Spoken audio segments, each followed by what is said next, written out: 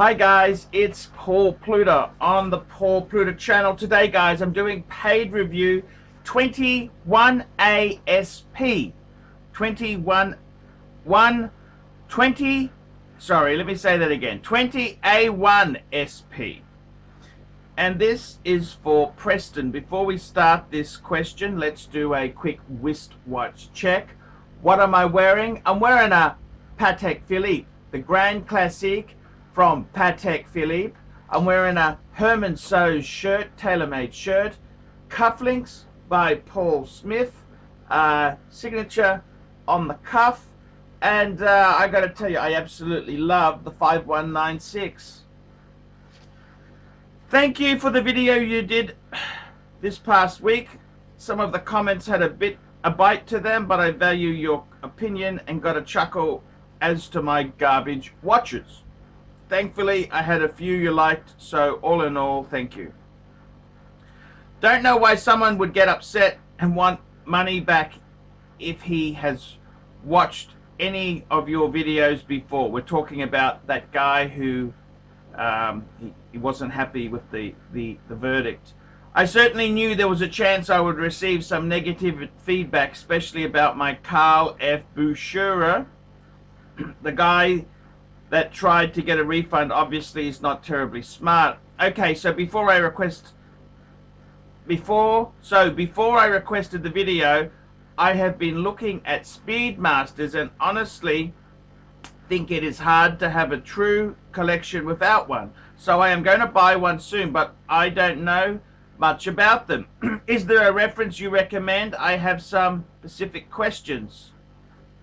The question is, from what I can read and see, it appears the Halcyon crystal is popular, but why not get the sapphire to avoid the scratches? Not really serious about the dark side of the moon, but the grey side of the moon platinum dial does catch my attention. Is it better to stay with the classic Speedmaster? Just really want your thoughts on how to proceed. Thanks for your time, Preston. Thank you, Preston. Thank you indeed there. Okay, so basically, look. The reason I say, what do I say when it comes to Speedies? I say, get the manual wind, get the Halcyon glass version.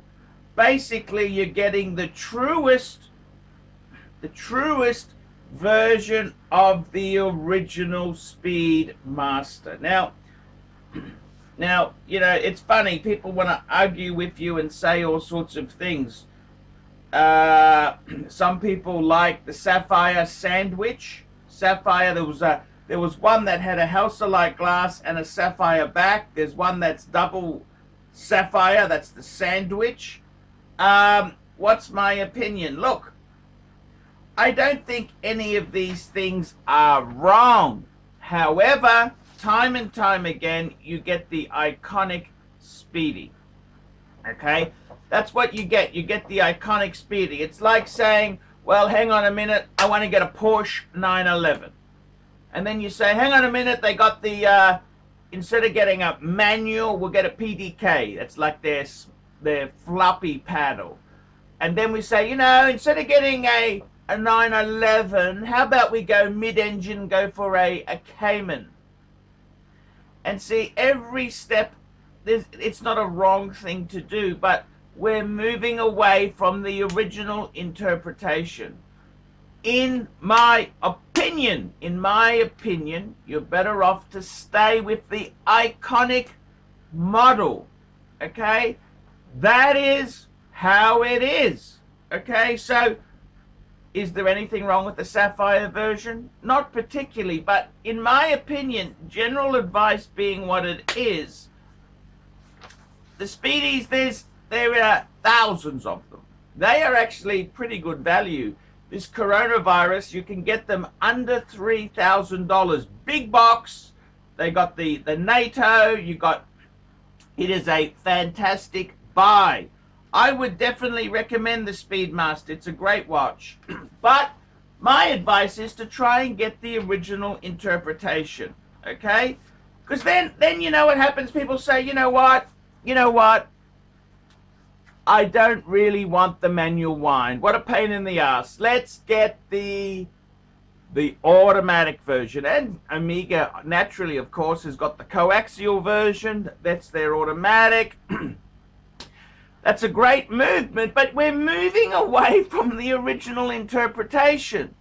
You understand? Every time we move, we vary from the original interpretation.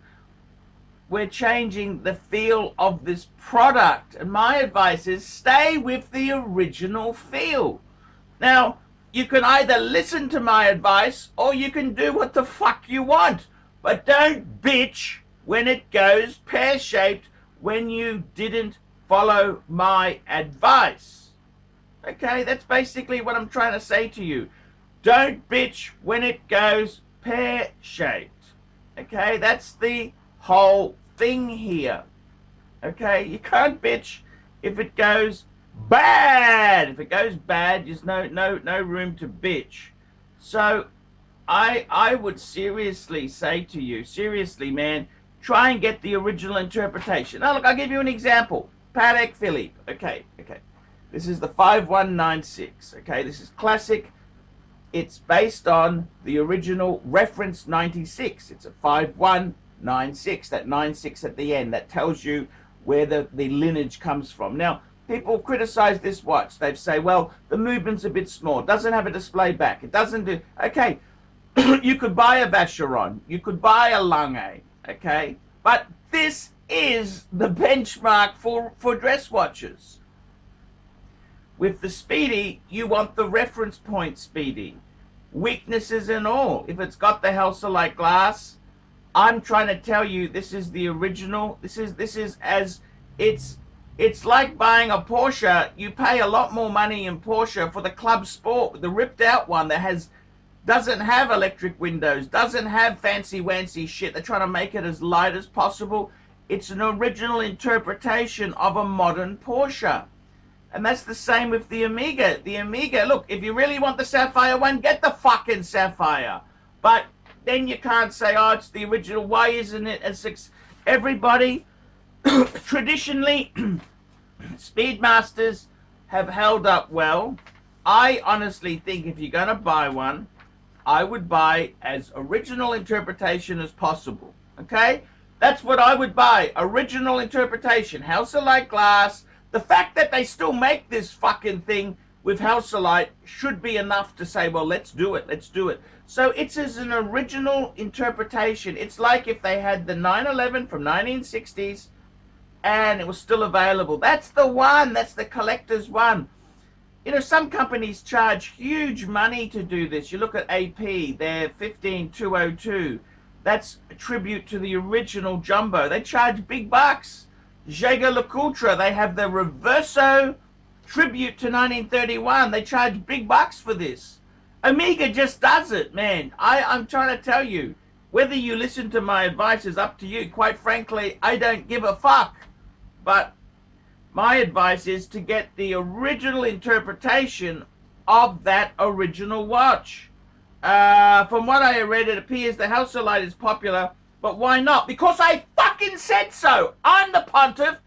You know why I earn the big bucks? Why do I earn the big bucks? Because I fucking know what's going to be wanted a year, 2 years, 5 years from now. That's why I get the big bucks. Okay, so you're asking me, I've told you.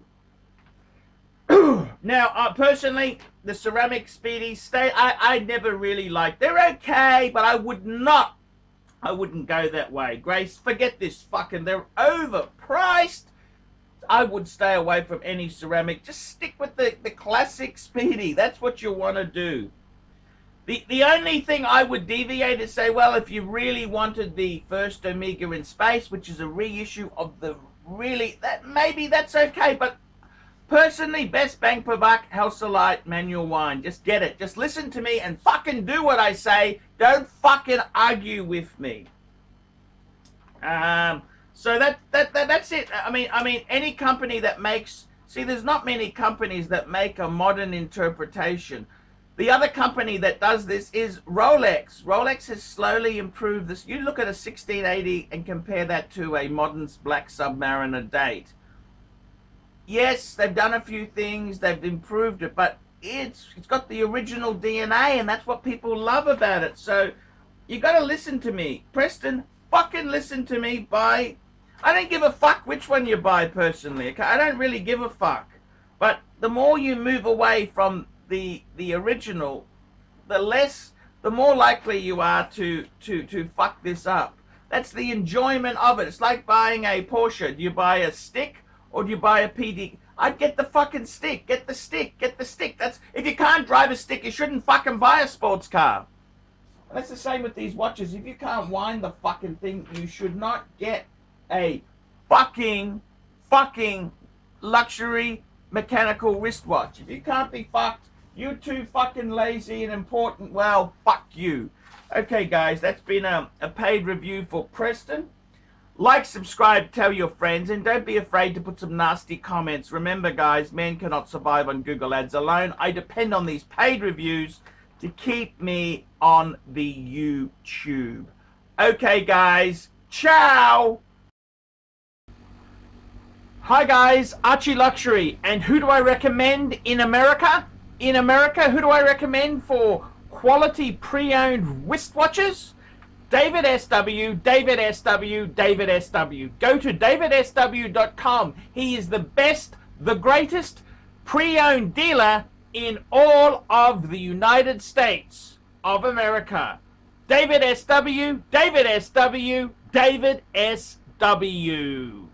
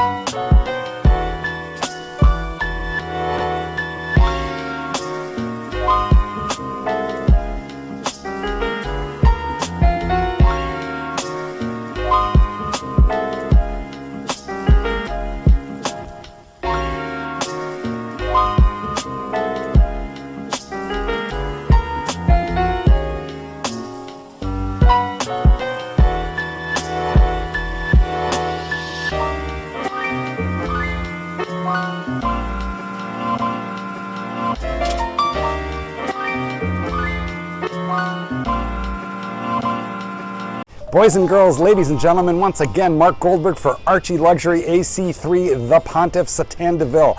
I want to sincerely thank you for having sat through this video because I know it was awful, but you know what? You do it for the greater good of humanity. Thank you so much. Now, a couple of quick pieces of homework. Now that you've watched this video, I would like you to hit thumbs up. If you must, hit thumbs down, but if you'd hit thumbs up, I would especially appreciate it. Go ahead and leave a really nasty comment and tell him how awful this content was, but most importantly of all, the entire reason that I am linking up with ArchieLuxury in the first place. I am a published author, Let Dogs Be Dogs, available in bookstores, Amazon, and electronically somewhere near you. Remember, ArchieLuxury, he's not just a figment of your imagination.